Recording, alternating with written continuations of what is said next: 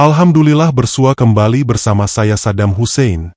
Semoga sahabat inspiratifku baik bahagia selalu sehat, dan berlimpah karunia yang banyak yang penuh keberkahan. Di kesempatan ini saya akan menyajikan perjalanan kisah tentang Biarawati kembali menumbuh cinta ketika seorang pemuda pendaki gunung dari Jakarta berkenalan dengannya. Ayo langsung saja kita simak perjalanan kisahnya berikut ini. Di sebuah desa kecil di kawasan Jawa Tengah, lahirlah seorang bayi perempuan dari keluarga abdi dalam keraton. Namanya Sekar Ayu Larasati. Sejak lahir, bayi ini sudah mencuri perhatian banyak orang di kampungnya. Wajahnya begitu bersih, kulitnya putih bersinar seperti pualam, dengan pipi merah merona dan mata bulat jernih yang membuat siapa saja yang menatapnya merasa tentram. Sekar Ayu adalah anak tunggal dari pasangan Pak Wiryo dan Bu Lastri, keluarga sederhana yang tetap memegang teguh adat istiadat Jawa dan kepercayaan Katolik warisan leluhur mereka. Sebagai keluarga abdi dalem, mereka tinggal di lingkungan keraton yang masih menjaga nilai-nilai tradisi dengan kuat. Sejak kecil, Sekar dikenal sebagai anak yang lembut, sopan, dan ramah. Senyum manisnya selalu mengembang, bahkan kepada orang asing yang baru dikenalnya. Karena kecantikannya yang alami dan perangainya yang halus, banyak orang di desanya mengatakan bahwa Sekar adalah titisan bidadari yang turun ke bumi. Masa kecilnya dihabiskan di desa itu, bersekolah di SD negeri dekat rumahnya.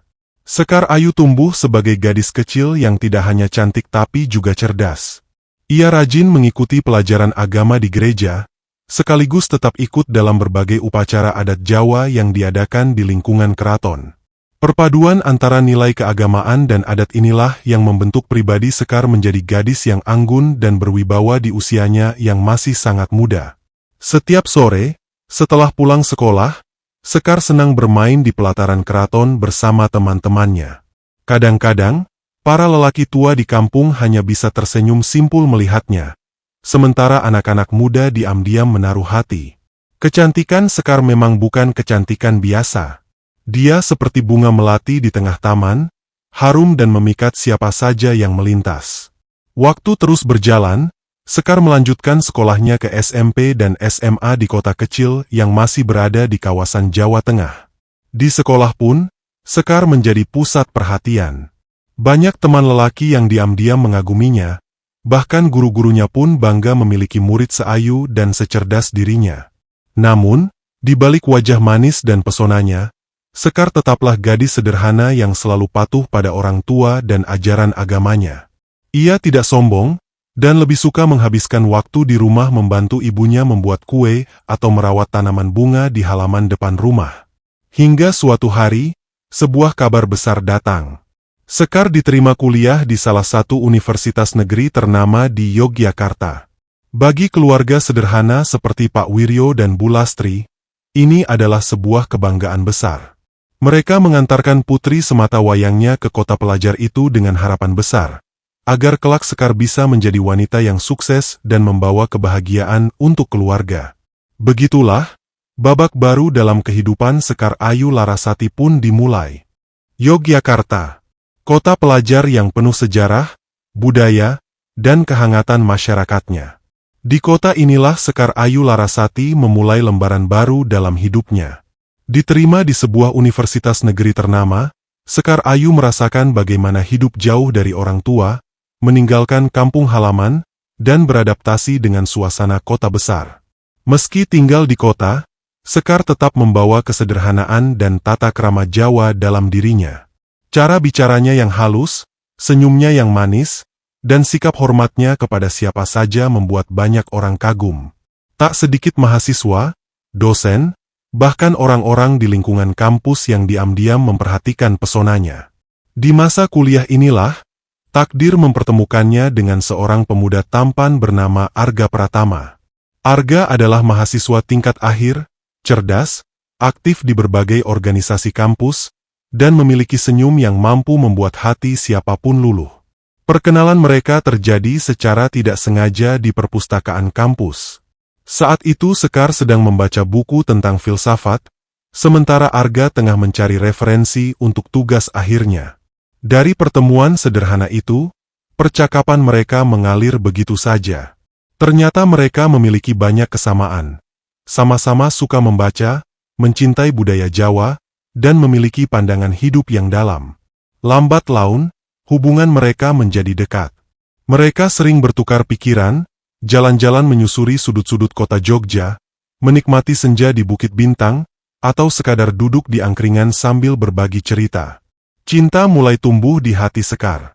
Tanpa disadari, tatapan Arga, perhatian kecilnya, dan cara dia mendengarkan cerita-cerita Sekar, membuat hati gadis ayu itu berdebar. Sekar merasa, mungkin inilah laki-laki yang selama ini diam-diam ia harapkan, seseorang yang bisa menerima dirinya apa adanya. Namun, hidup tak selalu berjalan sesuai harapan. Di tahun terakhir kuliahnya, Sekar mendapat kabar mengejutkan. Arga akan menikah. Bukan dengannya, melainkan dengan gadis pilihan keluarganya. Arga datang menemui Sekar, dengan mata berkaca-kaca, meminta maaf dan menjelaskan bahwa pernikahan itu adalah kehendak orang tua yang tak bisa ia tolak. Sekar hanya terdiam. Hatinya remuk. Cinta pertama, cinta yang tulus, harus pupus begitu saja. Ia tak menyalahkan Arga, karena sebagai orang Jawa, Sekar tahu betul bagaimana beratnya beban seorang anak terhadap kehendak orang tua. Sejak saat itu, Sekar merasa dunia seolah runtuh. Ia menjadi pendiam, lebih sering menghabiskan waktu di gereja, merenungi hidupnya, dan mencari ketenangan hati. Cinta yang gagal itu menjadi luka yang sulit sembuh, dan Sekar mulai berpikir tentang panggilan hidup yang lebih tinggi. Di usia 27 tahun, setelah lama berdoa dan berdiskusi dengan keluarganya, Sekar Ayu Larasati akhirnya mengambil keputusan besar dalam hidupnya, menjadi seorang biarawati. Keputusan yang mengejutkan banyak orang. Keluarganya sempat terkejut, teman-temannya tak percaya. Gadis ayu yang dulu diidam-idamkan banyak pria itu, kini memilih menyerahkan seluruh hidupnya untuk melayani Tuhan. Sekar merasa, jalan ini bukan pelarian, melainkan panggilan. Dalam kesendirian dan doa, Sekar menemukan ketenangan yang selama ini ia cari. Ia memutuskan, cinta kepada manusia bisa saja kandas, tapi cinta kepada Tuhan adalah kekal dan abadi. Sahabat inspiratifku yang berbahagia. Waktu terus berjalan, dan keputusan Sekar Ayu Larasati untuk menjadi biarawati telah bulat. Setelah melalui berbagai proses, mulai dari masa orientasi, pendidikan rohani, hingga ujian-ujian iman, akhirnya di usia 27 tahun, Sekar resmi mengikrarkan dirinya sebagai Suster Maria Ayu Larasati. Di dalam biara, Sekar menemukan kebahagiaan yang berbeda. Bukan kebahagiaan duniawi yang selama ini dikejar-kejar banyak orang, tapi kebahagiaan batin yang tak bisa diungkapkan dengan kata-kata. Di sana, Sekar hidup bersama para suster lainnya, dalam kesederhanaan, pelayanan, dan doa. Setiap pagi, ia bangun lebih awal untuk berdoa di kapel kecil. Di hadapan lilin-lilin yang menyala redup dan patung Yesus yang menenangkan, Sekar merasakan kedamaian luar biasa. Hatinya yang dulu pernah terluka kini perlahan sembuh. Cinta yang dulu ia titipkan pada manusia, kini ia serahkan sepenuhnya kepada Tuhan. Hari-harinya diisi dengan berbagai kegiatan sosial. Sekar mengajar anak-anak kecil yang kurang mampu di sekitar biara. Ia juga merawat orang sakit, menemani mereka yang sepi, dan menjadi penguat bagi banyak orang yang kehilangan arah hidup. Kepribadiannya yang lembut, senyum manisnya, dan ketulusan hatinya membuat siapapun yang bertemu dengannya merasa hangat. Meski tak lagi mengenakan kebaya atau riasan cantik, pesona Sekar tetap terpancar. Bukan lagi dari fisik semata, tapi dari ketenangan wajahnya, ketulusan senyumnya, dan keteguhan imannya. Lelaki muda maupun tua yang dulu memujanya, kini hanya bisa memandang dengan hormat. Mereka sadar, gadis yang dulu jadi rebutan hati itu, kini telah menjadi milik Sang Pencipta. Keluarganya yang sempat terkejut, kini merasa bangga. Pak Wiryo dan Bu Lastri menyadari bahwa anak semata wayang mereka telah memilih jalan yang mulia. Meski tak akan pernah membawa pulang menantu atau cucu, Sekar membawa kebahagiaan yang jauh lebih besar. Ketenangan, kebanggaan, dan harapan. Sekar Ayu Larasati, gadis cantik keturunan Abdi Dalem dari tanah Jawa, telah membuktikan bahwa kebahagiaan sejati tidak selalu datang dari apa yang dunia tawarkan. Kadang, luka hati bisa menjadi jalan menuju panggilan suci. Cinta bisa tumbuh dalam bentuk yang lebih agung, yaitu cinta kepada sesama dan kepada Tuhan. Kini, Sekar hidup dalam kebahagiaan yang tak pernah ia bayangkan dulu. Hatinya tenang, jiwanya damai, dan langkahnya mantap menapaki jalan panggilan hidupnya. Waktu terus berlalu. Sudah beberapa tahun sejak Sekar Ayu Larasati, atau kini dikenal sebagai Suster Maria Ayu Larasati, mengabdikan dirinya di jalan panggilan. Hidupnya berjalan damai, penuh kegiatan sosial dan pelayanan. Namun, takdir seakan kembali menguji hati wanita lembut itu. Suatu hari, biara tempat Sekar bertugas mendapat undangan dari pengelola wisata alam Gunung Merbabu untuk membantu membuka sebuah kafe kecil di lereng gunung. Kafe ini dibangun untuk tempat istirahat para pendaki, sekaligus tempat pelayanan rohani bagi mereka yang butuh doa atau sekadar berbagi cerita. Sekar Ayu pun ditugaskan di sana. Di kafe kecil sederhana berlatar pemandangan kabut gunung dan hutan pinus yang sejuk, Sekar menjalankan tugasnya dengan senyum yang tak pernah lepas dari bibirnya. Hingga tibalah suatu malam. 3 orang pemuda asal Jakarta datang untuk mendaki Gunung Merbabu. Mereka adalah Rahmat, Andi, dan Fikri. Rahmat, pemimpin kelompok kecil itu, seorang pemuda gagah, tampan, dan penuh pesona, tapi di balik pesonanya, tersimpan sifat playboy yang tak banyak orang tahu. Malam itu, di tengah perjalanan, sebuah musibah terjadi. Andi tergelincir di jalur yang licin, menyebabkan kakinya patah. Rahmat dengan sigap menggendong sahabatnya menuruni lereng, mencari pertolongan. Beruntung, pihak pengelola segera membawa mereka ke kafe tempat Suster Laras bertugas. Disitulah pandangan pertama itu terjadi. Di bawah cahaya lampu temaram kafe, mata Rahmat bertemu dengan mata Laras. Wajah cantik suster itu, kulit putihnya, dan senyuman lembutnya membuat Rahmat sejenak lupa bahwa ia tengah membawa sahabat yang terluka. Beberapa hari kemudian, Andi harus beristirahat di sekitar kafe untuk pemulihan. Selama itu pula, Rahmat dan Laras banyak berkomunikasi. Mulai dari hal ringan tentang gunung, cuaca, sampai ke soal hidup dan pandangan tentang cinta. Di hati Laras, sesuatu mulai tumbuh. Perhatian Rahmat, candanya, dan caranya mendengarkan membuat Laras kembali merasakan hal yang lama ia kubur. Rasa itu tumbuh diam-diam, rasa menyukai seorang pria. Sekar Ayu Larasati yang dulu pernah patah hati, kini hatinya kembali bergetar oleh sosok Rahmat. Sayangnya, tanpa disadari, Rahmat adalah seorang pemuda playboy yang lihai memainkan perasaan wanita. Namun Laras, yang selama ini hidup dalam kesederhanaan dan jauh dari hiruk-pikuk dunia percintaan, tak kuasa menolak pesona Rahmat. Hari-hari mereka di kafe menjadi semakin dekat. Laras mulai tergila-gila.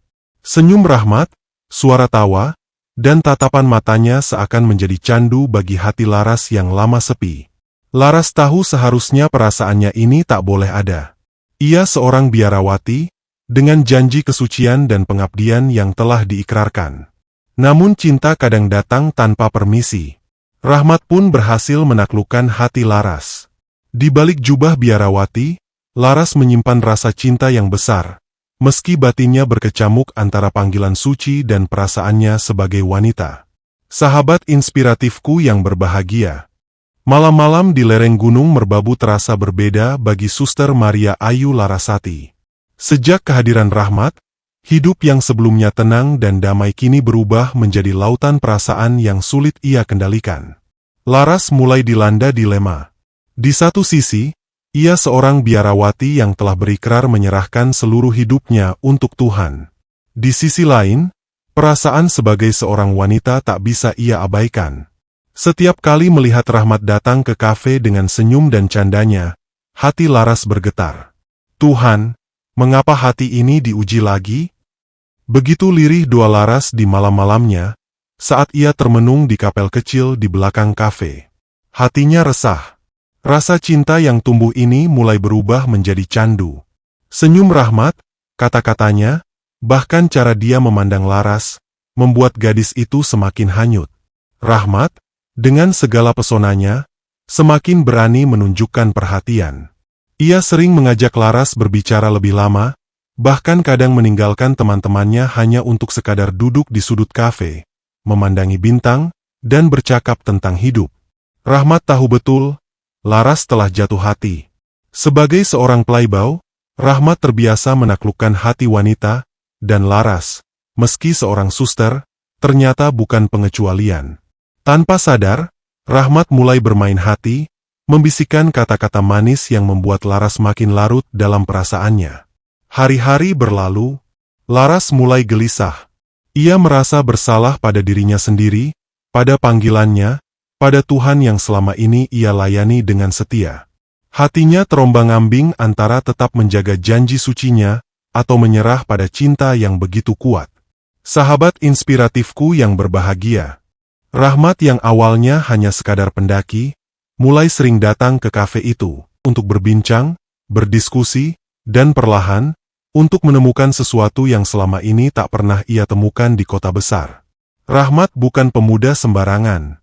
Di balik tampangnya yang gagah dan karakternya yang ceria, Rahmat menyimpan keluasan pengetahuan tentang agama. Ia memahami ajaran Islam dengan baik, bahkan mengerti isi Bible dan ajaran Katolik. Baginya, agama bukan sekadar identitas, tapi jalan hidup yang harus dipahami dan dirasakan dengan hati. Hubungan antara Rahmat dan Suster Laras yang awalnya hanya obrolan ringan tentang alam dan kehidupan, mulai bergeser menjadi diskusi tentang Tuhan, keimanan, dan kebenaran. Rahmat mengutip ayat-ayat dari Bible yang sering ia baca, lalu membandingkannya dengan isi Al-Quran, tanpa menggurui, tanpa memaksa. Semua ia lakukan dengan hati yang terbuka. Larasku, kita ini hamba yang sedang berjalan di dunia sementara. Tapi kadang kita lupa untuk bertanya, apakah jalan yang kita tempuh ini benar?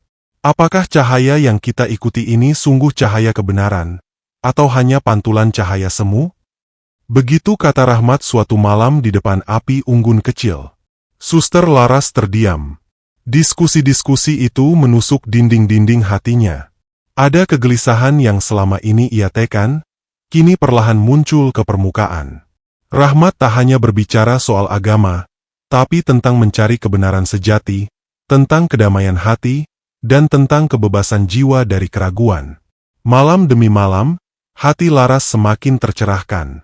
Apa yang Rahmat sampaikan bukan sekadar kata-kata indah, tapi getaran iman yang menggugah jiwa. Laras merasakan ketenangan baru, sebuah cahaya yang tak pernah ia rasakan sebelumnya. Sampai akhirnya, Rahmat menyatakan perasaannya. Dengan mata yang berbinar dan suara bergetar, Rahmat berkata, "Laras, aku bukan cuma menyukai dirimu. Aku mencintaimu, bukan hanya sebagai seorang wanita, tapi sebagai jiwa yang selama ini mencari cahaya bersamaku. Aku ingin kamu bersamaku, sebagai istriku, dan bersama menempuh jalan kebenaran ini." Jiwa raga Laras berguncang. Badai cinta dan iman bergejolak dalam dirinya. Semua janji yang pernah ia ikrarkan, semua kehidupan yang selama ini ia jalani, kini dipertanyakan. Tapi di saat bersamaan, sebuah kedamaian menyelubungi hatinya. Cahaya itu terasa nyata, menembus gelapnya dinding batin yang selama ini tertutup. "Rahmat, aku pun mencintaimu. Dan aku ingin bersamamu, menempuh jalan kebenaran itu." Malam itu, Laras memutuskan sesuatu yang besar. Ia menyatakan keinginannya untuk menikah dengan Rahmat dan mengikuti ajarannya, memeluk Islam. Bukan karena paksaan cinta, tapi karena keyakinan yang muncul dari dalam hati, hasil pencarian panjang yang akhirnya menemukan cahaya sejati. Sahabat inspiratifku yang berbahagia. Keputusan Suster Maria Ayu Larasati malam itu adalah keputusan paling besar dalam hidupnya. Meninggalkan biara, melepas jubah sucinya, dan menerima Islam sebagai jalan hidupnya yang baru. Bukan karena bujuk rayu, bukan karena cinta semata, tapi karena cahaya kebenaran yang selama ini ia cari. Akhirnya ia temukan dalam diskusi, doa, dan perjalanan hati bersama Rahmat. Keesokan paginya, Laras menulis surat untuk biara dan keluarganya. Dalam surat itu, Laras mengungkapkan betapa ia sangat mencintai keluarganya, menghormati panggilan suci yang dulu ia pilih, tapi kini ia harus mengikuti panggilan hati yang lebih dalam, menuju jalan kebenaran yang baru ia sadari. Keluarga Laras, terutama ibunya, Bu Lastri, awalnya sangat terpukul.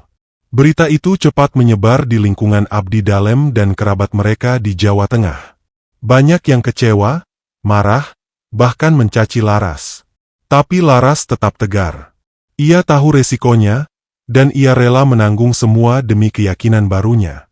Rahmat tak tinggal diam. Ia mendatangi keluarga Laras, berbicara baik-baik, menunjukkan hormat, dan menjelaskan bahwa keputusan Laras adalah pilihan yang lahir dari pencarian panjang, bukan karena paksaan atau rayuan sesaat. Meskipun berat, lambat laun, keluarganya mulai menerima kenyataan itu. Proses perpindahan keyakinan Laras berjalan dengan hikmat. Di sebuah masjid kecil di Yogyakarta, disaksikan Rahmat dan beberapa sahabat, Laras mengucapkan 2 kalimat syahadat. Air mata haru mengalir di pipinya. Nama barunya, Ayu Salsabila Larasati, menjadi simbol kelahiran barunya dalam cahaya Islam. Beberapa bulan kemudian, Laras dan Rahmat menikah dalam sebuah akad nikah sederhana. Tak ada pesta mewah, tak ada gemerlap hiasan. Hanya suara lantunan ayat suci, doa, dan senyuman penuh syukur. Cinta mereka kini resmi bersatu, bukan hanya sebagai sepasang kekasih, tapi sebagai 2 insan yang berjalan dalam cahaya keimanan yang sama. Kini, Laras hidup bahagia bersama Rahmat. Mereka tinggal di lereng Merbabu, membuka kafe kecil dan pusat kegiatan sosial untuk anak-anak dan masyarakat sekitar. Laras menjadi sosok yang dikagumi, bukan hanya karena kecantikannya, tapi karena perjalanan hidupnya yang luar biasa. Dari seorang gadis abdi dalem, biarawati, hingga menjadi seorang istri dan wanita muslimah yang teguh imannya. Pesan kisah ini, hidup adalah perjalanan. Kadang kita berjalan di jalan yang kita kira benar, tapi ternyata hati kita belum tenang. Cinta dan keimanan bisa hadir dari arah yang tak disangka, membawa kita menuju cahaya yang sesungguhnya. Sahabat inspiratifku yang berbahagia, demikian kisah ini saya sajikan, semoga bermanfaat, menambah literasi cakrawala berpikir kita, dan menginspiratif kebaikan dalam menapaki kebenaran yang sesungguhnya. Atas segala perhatian dan dukungan sahabatku, saya ucapkan terima kasih, semoga menjadi nilai kebaikan. Saya Saddam Hussein mohon pamit undur diri, dan sampai berjumpa kembali di video kisah-kisah inspiratif lainnya. Wassalamualaikum warahmatullahi wabarakatuh.